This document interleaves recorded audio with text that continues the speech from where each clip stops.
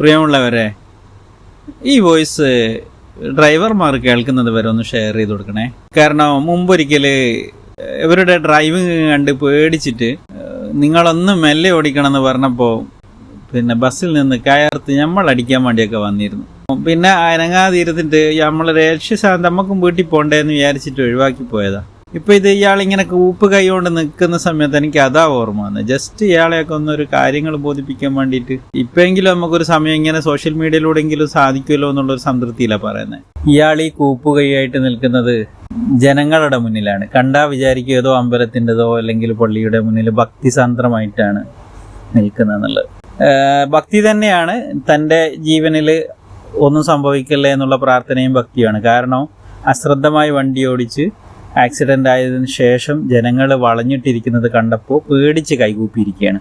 കൈകൂപ്പിയിട്ടില്ലെങ്കിലും മനസ്സുകൊണ്ട് ഇങ്ങനെ എൻ്റെ തടി എങ്ങനെയെങ്കിലും രക്ഷപ്പെടുത്തി തരണേ പടച്ചോനെ എന്ന് പ്രാർത്ഥിക്കാത്ത യാത്രക്കാർ വളരെ കുറവായിരിക്കും.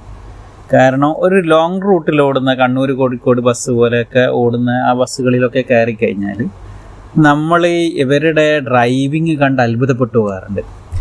എത്ര സ്പീഡിലാണ്, എത്ര സാഹസികമായിട്ടാണ് മറ്റ് ചെറിയ വണ്ടികളോട് ഇവർ കാണിക്കുന്ന റോട്ടിലുള്ള ഒരു റൗഡിസം ഉണ്ട്.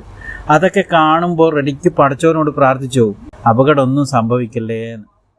പലപ്പോഴും യാത്രകളിൽ ശ്രദ്ധിക്കുന്ന ഒരു സംഭവമാണ് ഈ ഗിയർ ബോക്സിൻ്റെ മുന്നിൽ ഒരു സൗഹൃദം ഡ്രൈവർമാർക്ക് ഉണ്ടാവും എപ്പോഴും.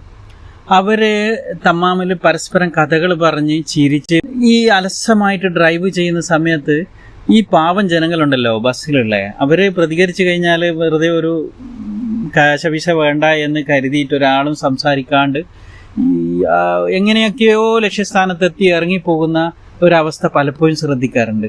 വല്ലാത്തൊരവസ്ഥയാണിത്. ഡ്രൈവർമാരെ നിങ്ങളൊരു കാര്യം മനസ്സിലാക്കേണ്ട ഒരു സംഗതി, ഒരു ബസ്സിൽ 60 ആളുള്ള ഒരു ബസ്സിൽ അവരുടെ ജീവന് വാല്യൂ ഉണ്ട്. അവർ പലതും പ്രതീക്ഷിച്ച് ആണ് യാത്രക്കൊരുങ്ങുന്നത്. അവരെ കാത്തിരിക്കുന്ന ഒരുപാട് മനുഷ്യരുണ്ട്.